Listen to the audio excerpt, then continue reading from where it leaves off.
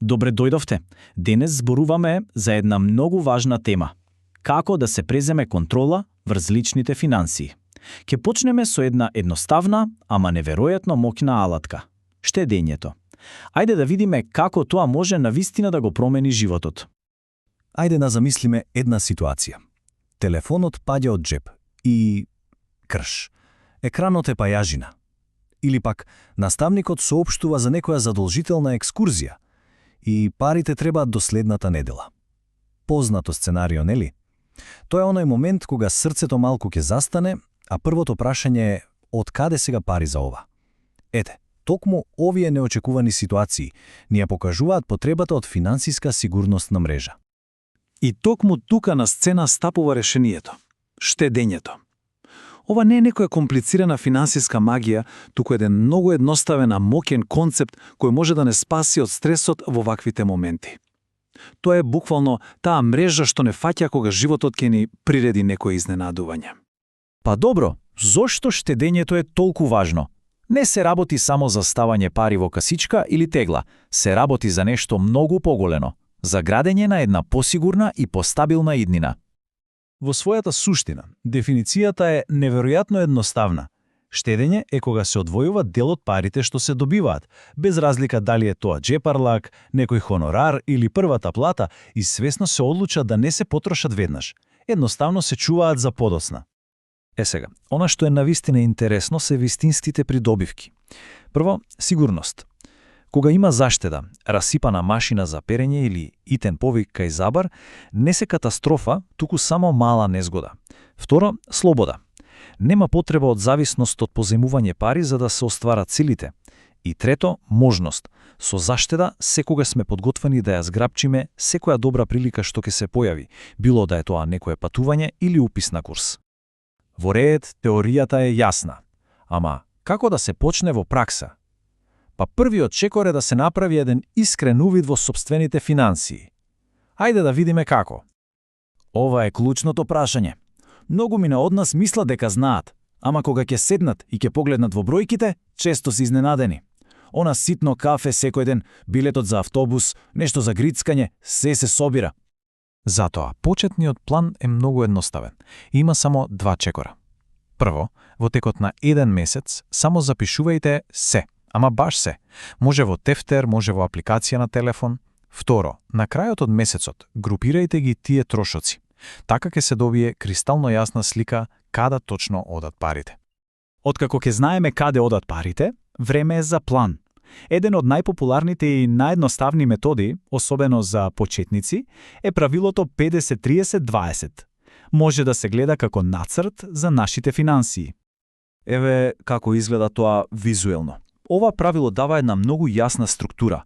50% од приходите одат за основни потреби, 30% за лични желби, а оние клучни 20% се наменети директно за иднината, за штедење. Важно е да се запамти дека ова е водич, не е некој строг закон. Ако може да се заштеди повеќе од 20%, супер. Клучот е во свесната распределба. Ајде да го разложиме ова со неколку конкретни примери. Во категоријата потреби спаѓаат основните работи, нели, како храна, превоз до училиште или работа, училишен прибор.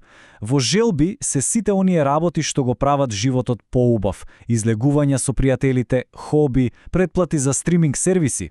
И на крај, најважните 20% одат во заштеда, за остварување на идните цели. Добро, сега имаме план. Ама, како да се придржуваме до него? Одговорот лежи во градењето паметни навики. Тоа се мали, ситни промени кои со текот на времето имаат огромен ефект.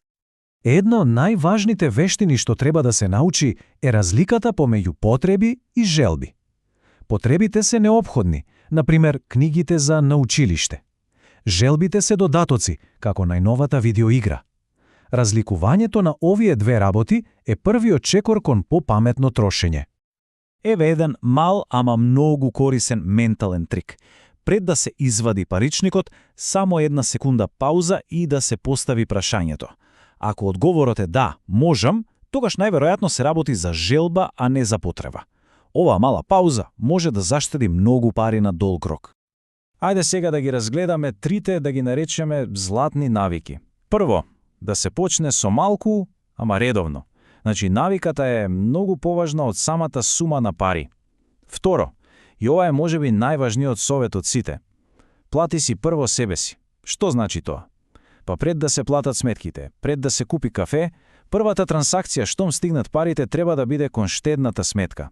Така штедењето станува приоритет, а не она што ќе остане на крај. И трето, да си го олесниме животот, автоматизација. Се поставува траен налог и парите едноставно сами си одат на штедната сметка, без многу размислување, без никаков напор. За да се остане доследен, штедењето мора да има некаква цел. Не се штеди само за да се имаат пари на сметка, туку за да се постигне нешто што е навистина важно. Затоа, важно е да се дефинира тоа зошто. Која е целта?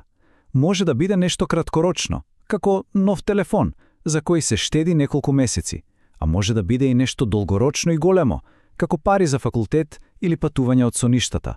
Кога се знае за што се штеди, секој одрекнување добива смисла. И немојте да мислите дека треба да се почне со големи суми. Поентата е во создавање навика. Дури и да се одвојуваат само 50 денари дневно, колку едно кафе, тоа е почеток и тоа е огромен успех. Со текот на времето тие мали износи растат, а уште поважно, навиката за штевење се зацврстува.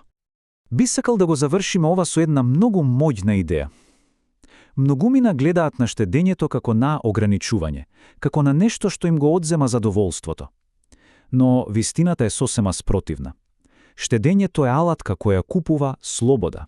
Слобода на избор, слобода од стрес и слобода да се креира иднијата што се посакува. Значи, клучната поента е ова. Секој мал чекор што ќе се направи денес е огромна инвестиција во едно идно, посреќно и посигурно јас. Не треба да се чека совршениот момент. Треба да се започне денес, дури со најмалиот можен износ. Иднината ќе биде благодарна.